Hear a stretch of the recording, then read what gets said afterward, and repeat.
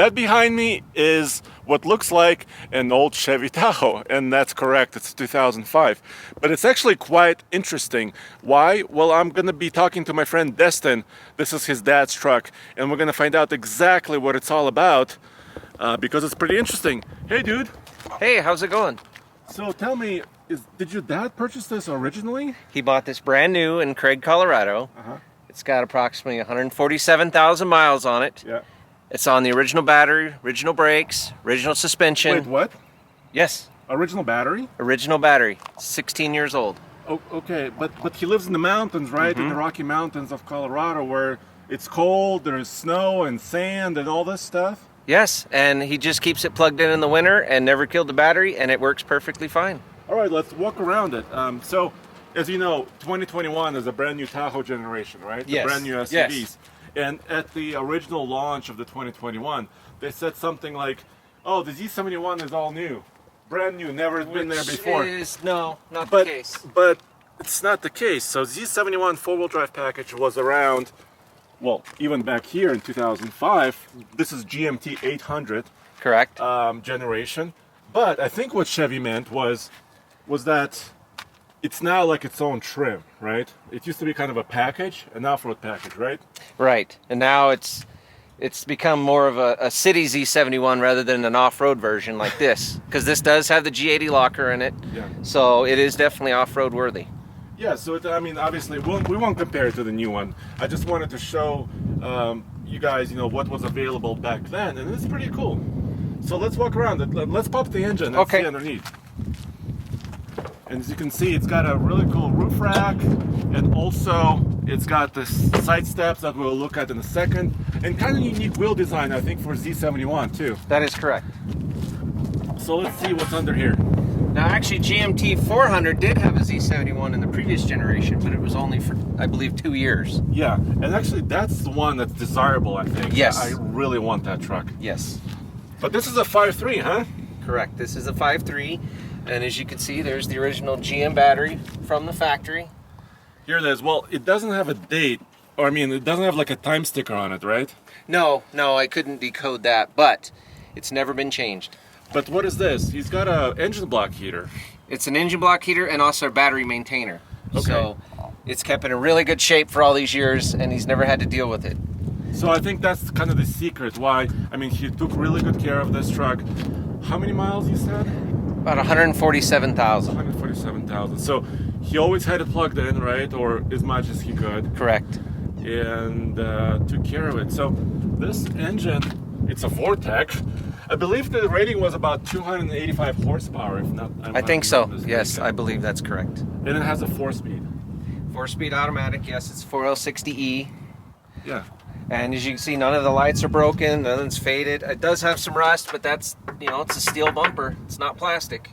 Yeah, so overall the body looks really clean, except, yeah, as you're pointing out, in the front and the rear, right? So the bumpers are struggling.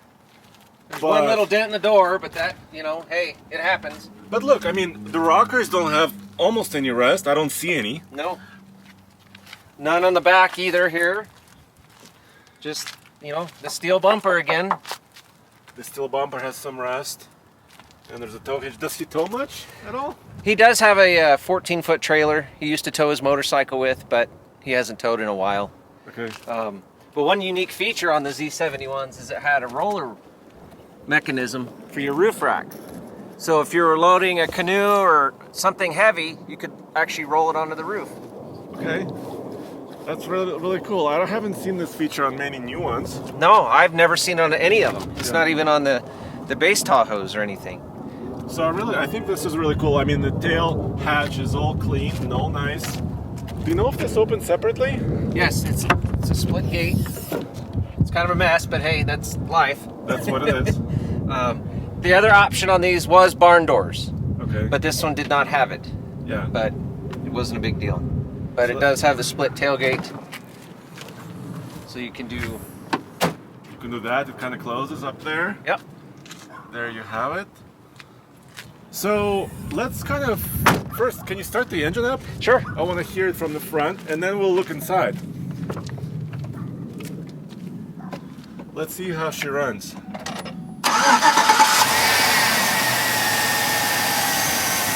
It's as quiet as a mouse.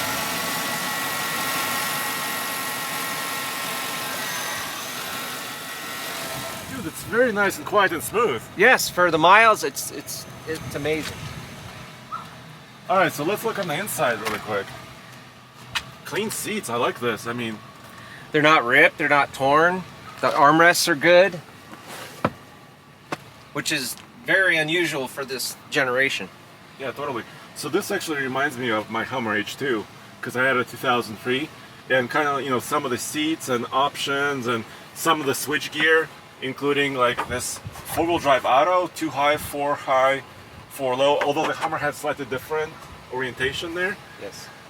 It's very similar, including some of the buttons on the steering wheel right there. But, so tell me about the electrics on this. Well, these trucks and generation are notorious for having electrical soldering problems with the gauge cluster. The gauges, yeah. Yeah. So the fuel gauge is a little wanky, the oil pressure is a little wanky, but it is what it is, and you know, it's very common on these. Yeah, so let me jump in really quick. And I had a similar issue. My Hummer it was a 2003. It had an oil pressure gauge that was wonky, right? Yep. It was kind of going in and out. Here, you can kind of see that was a recent oil change about a year ago, the 143 back then, right? 143,000. But I can see service tire monitor. Exactly. It's got a couple of electrical problems. Yeah, and I think it's all with the cluster. It has nothing to do with any other part of the vehicle. It's just the cluster itself. And look at the door jambs, even for a mountain truck. I mean, it's Yeah. just super clean. Very, very clean. And this has the G80 locker. Correct.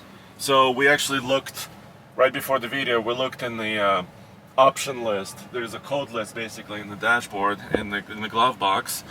And we were able to decode it. Here are your controls. It's a manual climate control system. Which is very odd for the Z71, because most of them had an automatic climate control, but this one has. They're kind of like mostly optioned, right? Yeah, exactly. And there's no sunroof in this one either. But it does have rear climate. Yes. It has rear climate controls. You can see kind of a second control panel up here. And the dashboard looks pretty nice. No cracks. No cracks. It's just dirty from mountains.